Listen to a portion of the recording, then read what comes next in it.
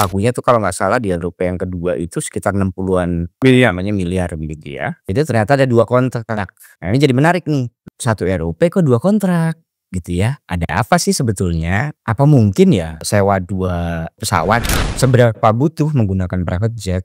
Itu jadi pertanyaan pentingnya sebetulnya. Seberapa urgent untuk menggunakan private jet? Memangnya nggak bisa ya menggunakan pesawat komersil gitu ya? Siapa yang naik itu pesawat jet pribadi? Betul. Dari sekian komisioner KPU. Nah, ini mereka mungkin lagi bingung nih. Waduh, nanti jangan-jangan nama saya muncul. Halo sahabat integritas, jumpa lagi di kanal Satu Visi Utama program Buka Kartu. KPU ikut-ikutan Kaisang naik private jet. Nah, ini baru ketahuan setelah Transparansi Internasional membuka informasi temuan mereka ke publik lewat rilis terakhir mereka. Apa saja kejanggalan terkait dengan sewa private jet KPU?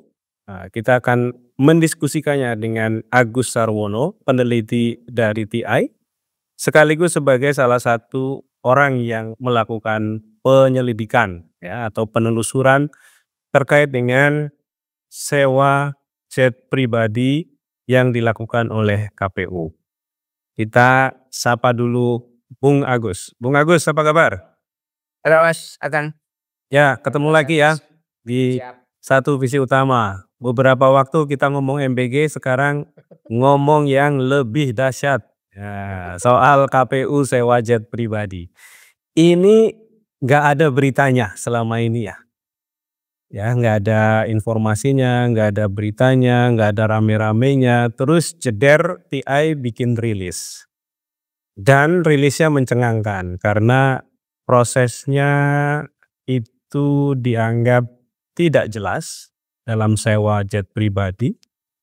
Kemudian penyedia jet pribadinya juga baru didirikan tahun 2022. Artinya hanya 2 tahun setelah itu dia langsung dapat kontrak dari KPU.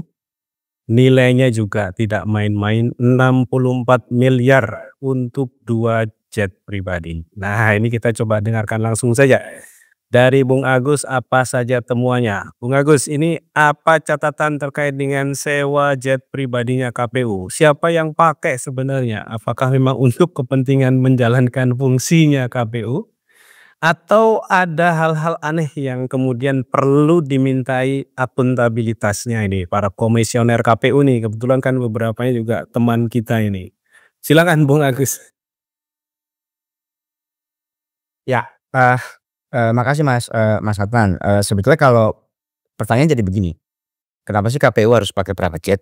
Kan begitu ya, itu jadi pertanyaan pertanyaan penting yang perlu kita dalami begitu ya.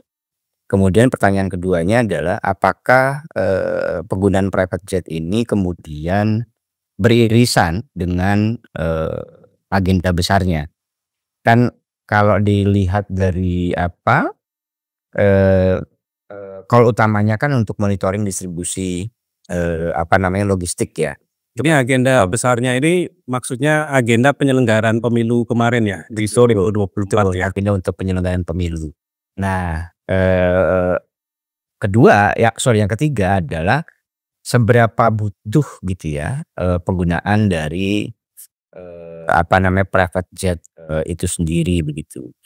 Nah, itu jadi pertanyaan pertanyaan penting kami sebetulnya. Nah, agenda ini sebetulnya menjadi menjadi pertanyaan publik Mas sebetulnya Mas, ketika kalau nggak salah bulan September tahun lalu begitu, itu kan ada teman-teman di Komisi 2 DPR RI begitu, ketika dalam rapat dengar pendapat begitu kan, ada sempat pertanyaan soal sewa private jet ya. Sayangnya itu tidak didalami oleh teman-teman di anggota Komisi 2 di DPR gitu Mas. Nah, kan kita tahu persis ya kalau pengadaan di KPU itu apalagi untuk penyelenggaraan pemilu itu kan gede banget. Anggarannya juga cukup besar begitu.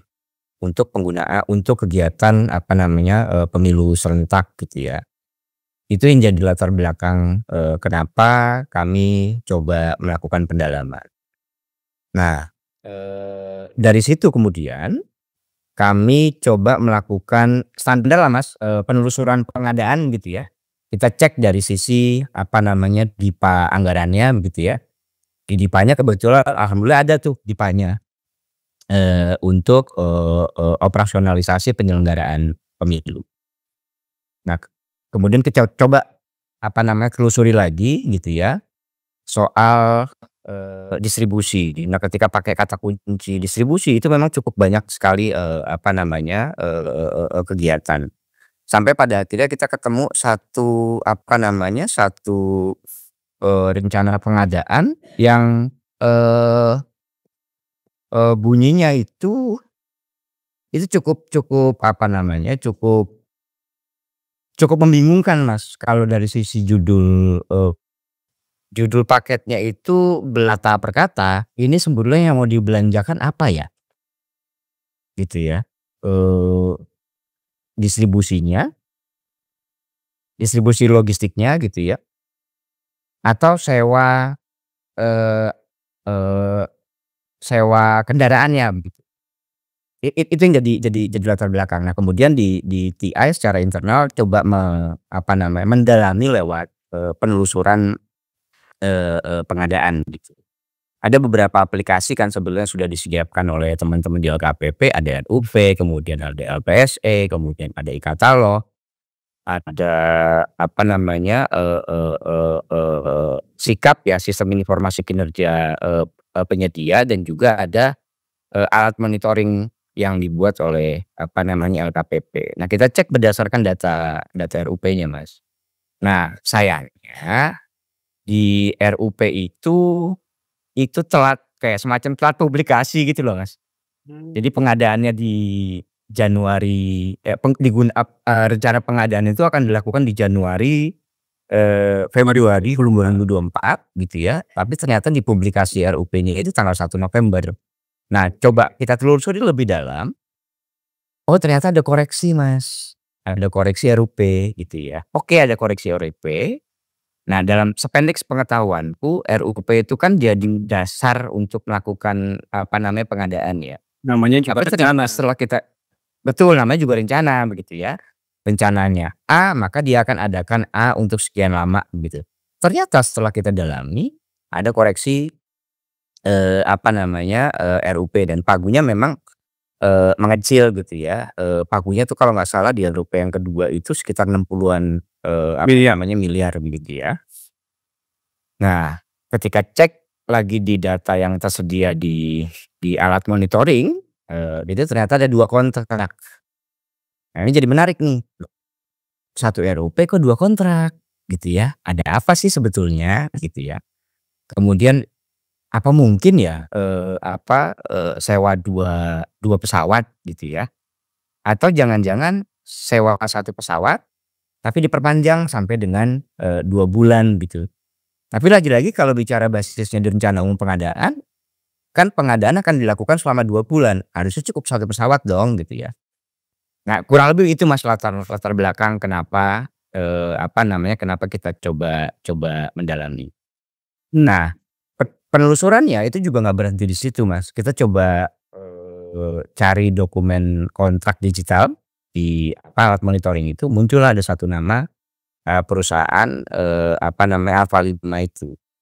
Nah, ketika kita coba cek di data, apa namanya, Sistem Informasi Kinerja Penyedia, itu sayangnya belum ada pengalaman sama sekali, dan perusahaan itu juga persis di apa, di website-nya itu baru berdiri 2 tahun yang lalu, 2022 gitu ya, dan kemudian dapat paket yang nilainya juga cukup cukup fantastis gitu ya. Itu kan bukan paket yang kecil ya Mas, apa namanya, 46 miliar itu juga bukan paket yang kecil, dan 46 itu rasanya jadi satu kontrak, tapi kan ini ada 2 kontrak kan? ada 2 kontrak, betul betul. Nah, rasanya cukup penting nih untuk Dan ditelusuri lebih lebih dalam lagi. Dan in total menjadi 60-an miliar ya?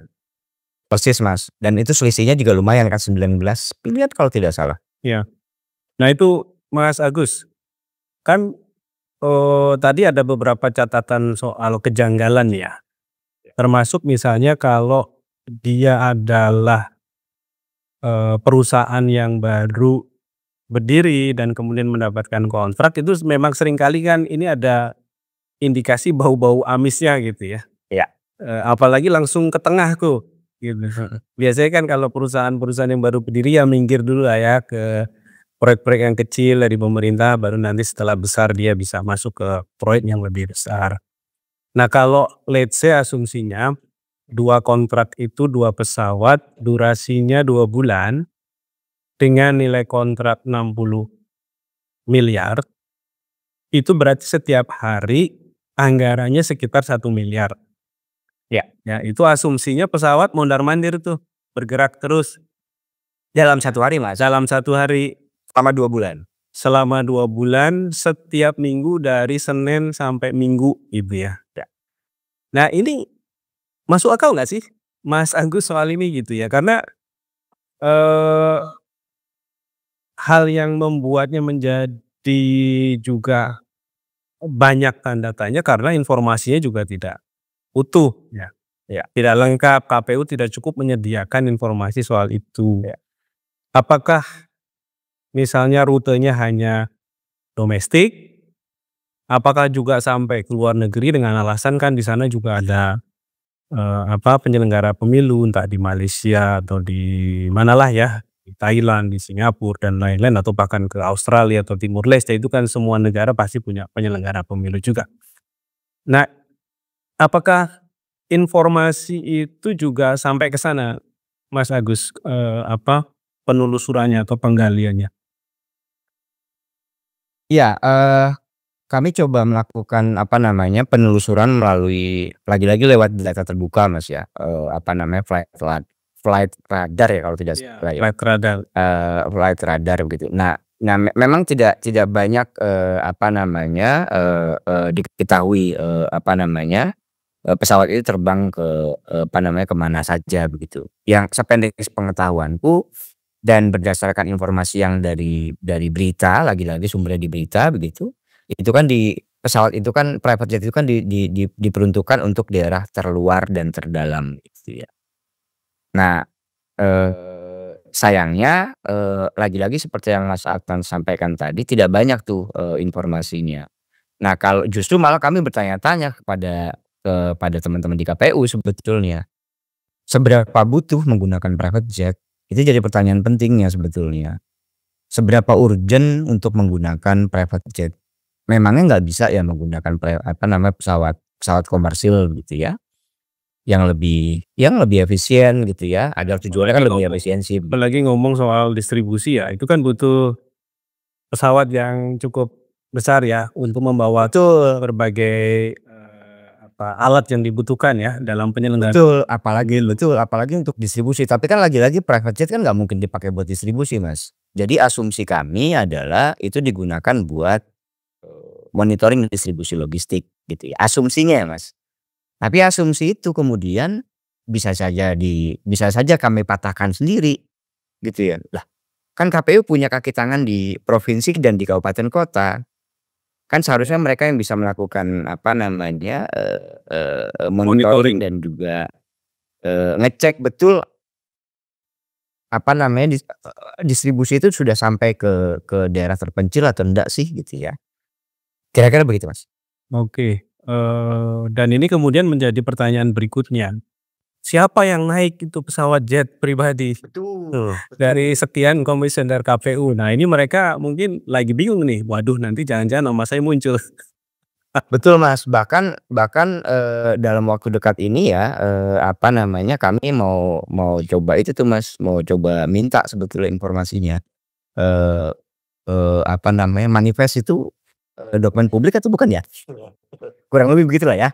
Kita pengen tahu tuh manifestnya, siapa yang menggunakan, kemudian atau siapa yang terbang gitu ya, dan itu terbang kemana saja, itu juga rasanya juga penting untuk kita dalami ya. Lagi-lagi, kalau memang KPU nggak mau dicurigai sama publik, ya sudah buka saja informasinya, kan sesimpel itu sebetulnya. Mas Agus, kalau mengacu kepada Undang-Undang Keterbukaan Informasi Publik, jika yang menggunakan pesawat jet pribadi ini adalah pejabat publik dan dia juga menggunakan anggaran negara, anggaran publik, apakah sebenarnya soal-soal yang sangat detail seperti manifest tadi juga akhirnya harus dibuka ke publik? Harusnya dibuka, Mas.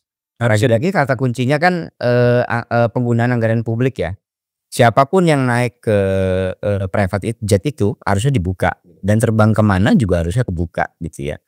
Kan kalau klaim dari komisioner KPU kan itu digunakan untuk, terbang ke daerah yang sulit dijangkau oleh pesawat-pesawat besar, gitu ya.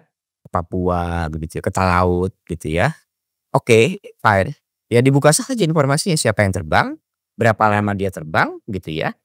Kalau Iya, lagi-lagi kalau ngomong private jet itu kan pasti dihitung berapa jam terbang ya. betul. Saya membayangkan begitu, Mas. Saya membayangkan, ini pesawat terbang kemana, jam terbangnya berapa banyak, kemudian kita kalkulasi dan kita hitung, Ya, gitu ya. Betul nggak sih harganya segitu begitu ya? betul. Ya sudah Karena dibuka saja informasi ya. Karena itu menyangkut juga soal berapa fitur yang dipakai, Betul. berapa rate setiap jamnya, per jamnya kan biasanya begitu ya. Kalau kita merujuk kepada masalah Kaisang dulu kan sampai muncul informasi rate pesawat per jam, mau domestik, luar negeri itu ada, jenis pesawatnya Ya. apa, itu ada. Dan dalam kasus ini jenis pesawatnya sendiri juga belum teridentifikasi ya, Mas Agus ya? Kalau jenis pesawatnya itu, pesawat Legacy Embraer apa begitu, jenis pesawatnya, Mas. Jadi kalau di e-katalog itu memang kelihatan, Mas, Mas Adnan gitu ya. Jadi kebetulan kami juga kan lagi-lagi ini proses pengadilan lewat, e-katalog ya atau e-processing gitu ya. Kami coba cari kata kunci KPU, sewa pesawat itu muncul, Mas, dan itu kebetulan, muncul PT Alfa 5 itu ya? Alfa 5 Aviasi itu, Mas. Dan itu kan kelihatan ya, bahwa ini memang yang dipilih oleh KPU. Nah, lagi-lagi bicara soal proses pengadaan, jadi patut kita pertanyakan nih, Mas, Adnan gitu ya. Ternyata, proses e-katalog itu justru malah sedikit lebih tertutup ketimbang LPSE gitu ya. Kalau LPSE kan ada kelihatan, Mas, ada sekian banyak pemesanan, ada sekian banyak peserta gitu ya, kemudian ada sekian banyak yang melakukan penawaran. Dan PT X atau penyedia Y yang dipilih itu ada alasannya. Mas Agus, kalau dari penelusuran Mas Agus di e-katalog itu, apakah untuk kategori jasa jet pribadi, pemberi layanannya banyak? Karena kan kita bisa pilih ya, logikanya kayak marketplace lah ya. Kita memilih Sayangnya nggak banyak, Mas. nggak banyak. Saya nggak banyak, 2 kalau tidak salah itu cuman 2 ya. Oke. 2 Dan 2 itu sampai 3 dan lagi-lagi tuh nggak banyak kan kalau. dan itu perlu dicari tahu itu, Alfa 5 Aviasi itu mendaftarkan diri di e-katalog tanggal berapa, tahun berapa? Nah, sayangnya kan kita nggak bisa ini, Mas, harus kalau kita login baru kelihatan tuh, Mas. Kan sebagai masyarakat sipil hanya sebatas ngelihat tampilan tampilan luar ya. Itu di-upload-nya kapan, login-nya kapan gitu ya, itu nggak bisa kelihatan di katalog. Lagi-lagi ini jadi koreksi besar buat teman-teman di LKPP untuk memastikan bahwa proses e-katalog ini harusnya lebih transparan dan lebih akuntabel. Setidaknya 2 poin tuh, Mas, dalam bayangan kami gitu ya. 1, kenapa, penyedia ini dipilih gitu ya, itu harus ada justifikasi yang jelas gitu ya. Dan keduanya, kan ada proses tawar-menawar harga dong. Nah, proses tawar-menawar harga itu harusnya dipublikasi dong gitu ya. Kan di LPSE yang pengadaan yang tender saja itu kan ada proses tawar-menawar harga, Mas. Bahkan ketika sudah ada penyedia yang dipilih kan ada harga yang terkoreksi. Artinya kan ya sedikit lebih meskipun proses pemilihannya juga kita tahu seperti apa gitu, ada proses permainan di belakang. Dugaan kita kan begitu ya. Even di katalog ini justru malah semakin gelap sebetulnya, Mas. Oke. Digital yang harapannya semakin terbuka malah semakin gelap. Nah, ini catatan juga buat LKPP ya, bagaimana memastikan transparansi dan akuntabilitas sistem e-katalog itu seperti yang kita nikmati lah layanannya di marketplace milik swasta ya. Kalau misalnya di Tokopedia harganya mahal yang kita ke Shopee, sebaliknya begitu. Kalau di Shopee mahal kita ke Tokopedia atau ke yang lain. Betul betul, Bang. Oke Mas Agus, terima kasih untuk informasi yang sangat detailnya. Kita tidak berharap KPU bersembunyi ya dan lari dari tanggung jawabnya untuk menyampaikan apapun ya yang mereka lakukan dalam kaitannya dengan sewa jet pribadi ini.